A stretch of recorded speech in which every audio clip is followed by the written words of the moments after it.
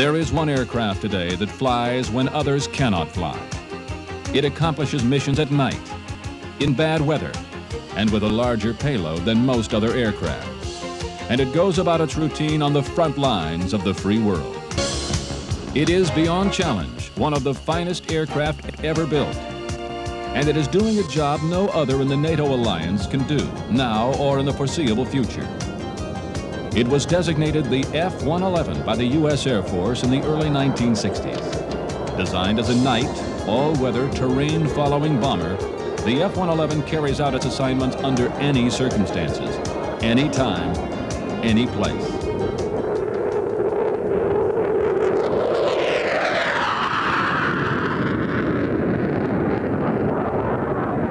Let's look at the early days of this special bird. The F-111 was activated in the late 60s. You see, the first 50 years of aviation history had seen military aircraft evolving in a predictable sequence. One airplane rapidly and logically following another, each pushing the other into obsolescence. But the F-111 was one of the first to break that cycle. Few could have foreseen at the time of its development that a highlight in aviation history was being written.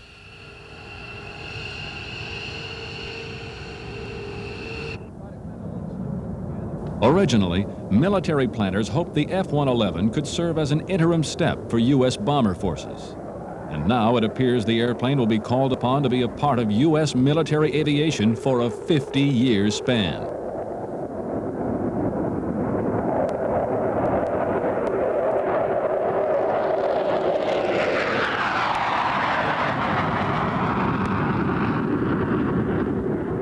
The F-111 is a two-seat, all-weather attack aircraft with derivatives ranging from the RF-111C reconnaissance aircraft to the FB-111. The airplane was never given an official name, but Air Force pilots took one look at that long anteater-like nose and nicknamed the plane the Aardvark. But don't let the rather docile title fool you. This anteater has teeth, sharp teeth.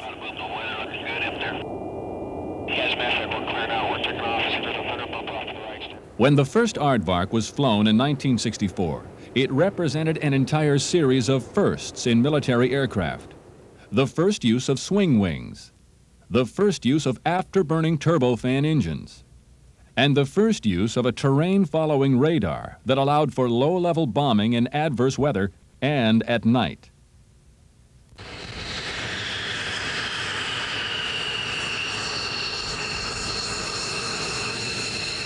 One of the most important basing locations for the F-111s today is in England. From RAF Lakenheath and Upper Heyford, the F-111 represents the most powerful offensive strike force in NATO.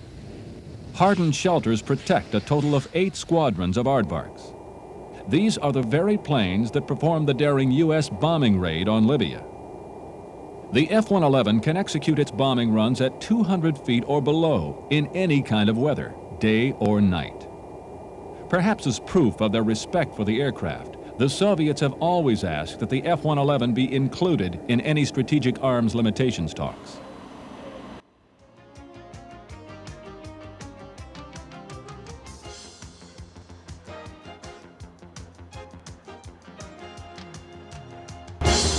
A typical mission for the European-based F-111s may begin with a scramble mission. With a precision practiced year-round, the crew will have the aircraft ready for flight in just minutes.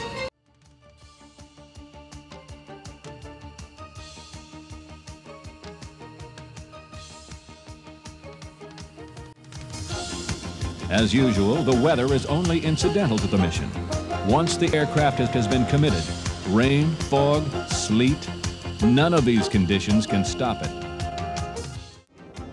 The Aardvark goes with full afterburners. More than 50,000 pounds of thrust will propel it to supersonic speeds, despite the weight of over 50 tons.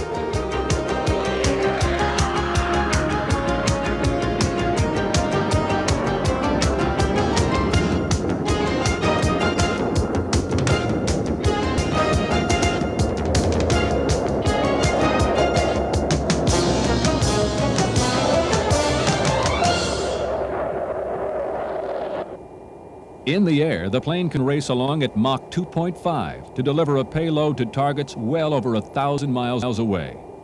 As was proven in Libya, they can go even further with aerial refueling. Target coordinates and navigational information are programmed into an onboard computer.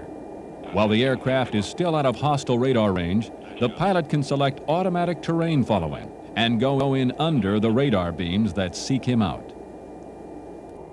Accuracy of the system has been proven time and time again in Air Force bombing competitions and in Libya, where individual buildings were bombed at night and at high speed. The airplane is unique. There isn't another jet in the world, either free or Warsaw Pact, that can do what it can do. It's a very potent weapon system, and it has the ability to strike the entire spectrum of targets that the theater commander would want to strike if we ever had to go to war. This is the main deterrent to the Soviets. Basically, I would say that our job is in time of war for deep penetration to do the utmost damage to the enemy as we possibly can. Low level, high speed, maximum proficiency, accurate bombing. Along with a reputation for mission effectiveness and survivability, the F-111 has the added advantage of being one of the most cost-effective airplanes in the inventory. Experience has shown that other types of interdiction aircraft have to have tanker airplanes tagging along. Also, electronic support airplanes, command and control planes, forward air control and fighter escort, as well as rotary-winged rescue forces. But the F-111 works alone, doing a tough job better than any other plane in the Air Force.